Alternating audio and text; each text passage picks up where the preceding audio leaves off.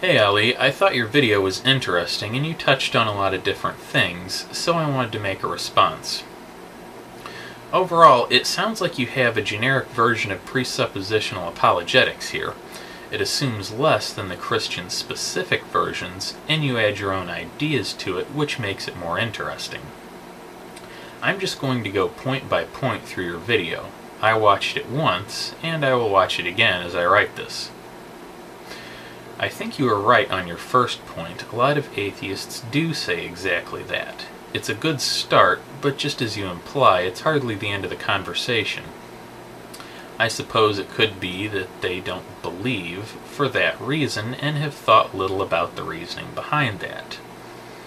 I prefer to make a more thorough argument about why that's not true, and I would of course accept a good logical argument in lieu of empirical evidence as well.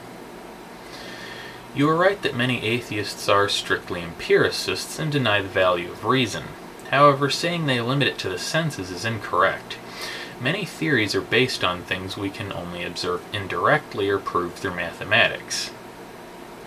You asked about physical evidence proving something non-physical. Let me explain how that can be.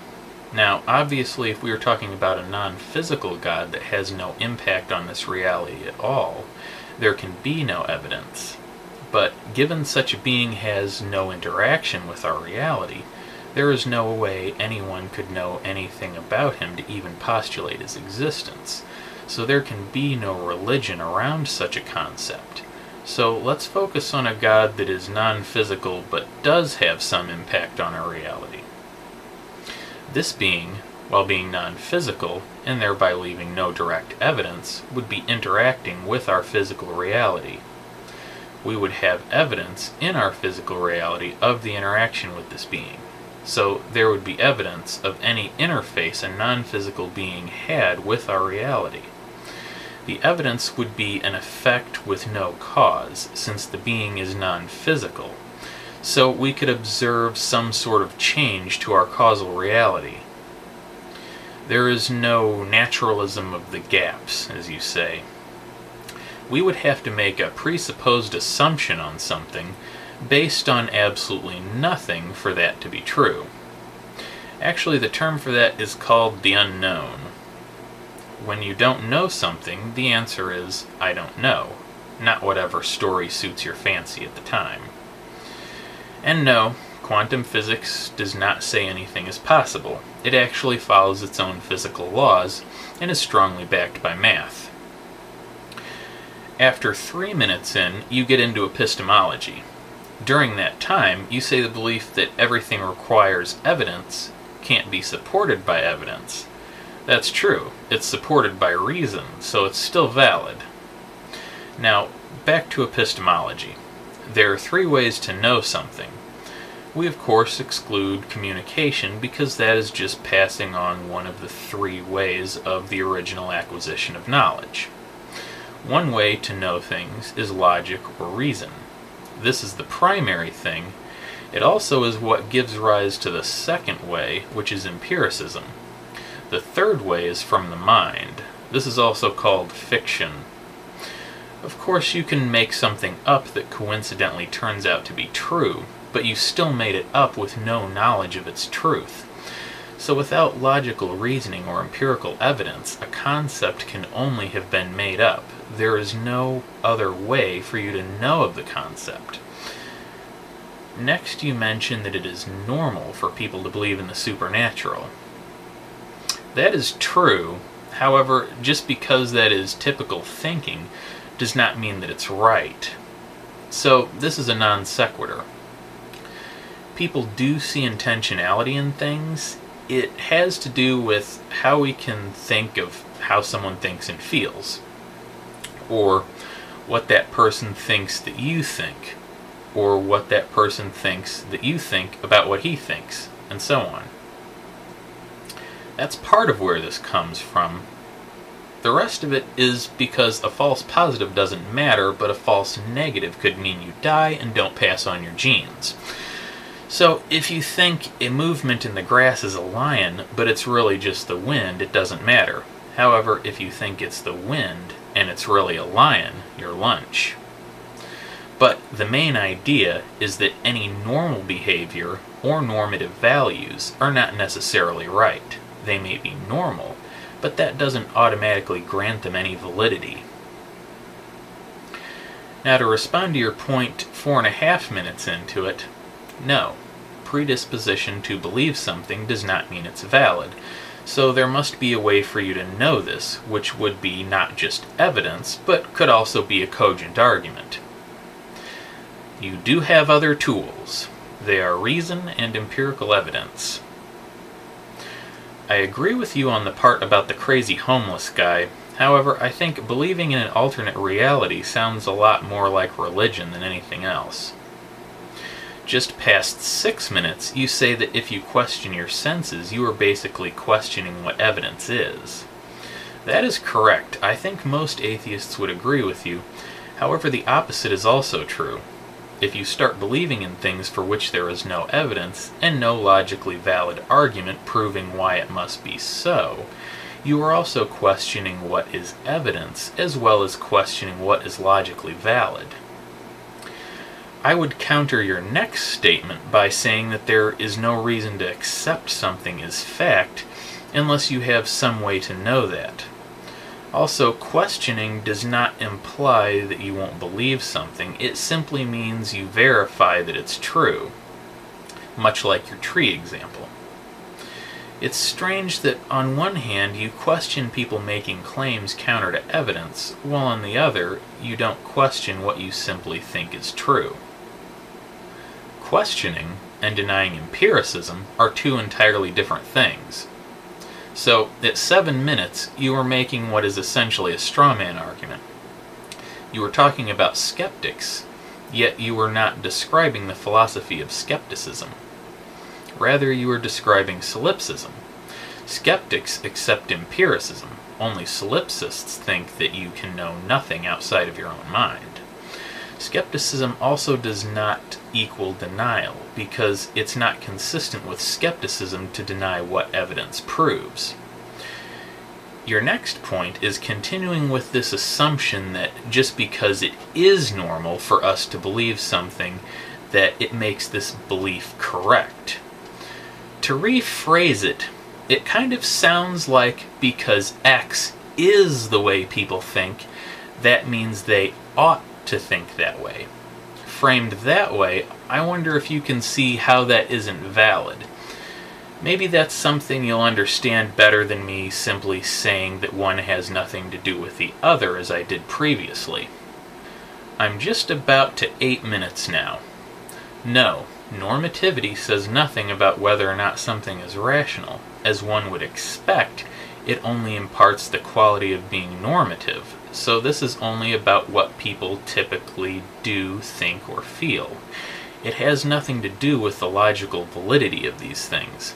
In parts here and there, through the last couple of minutes, it almost sounds like you're bordering on making an argument from popularity.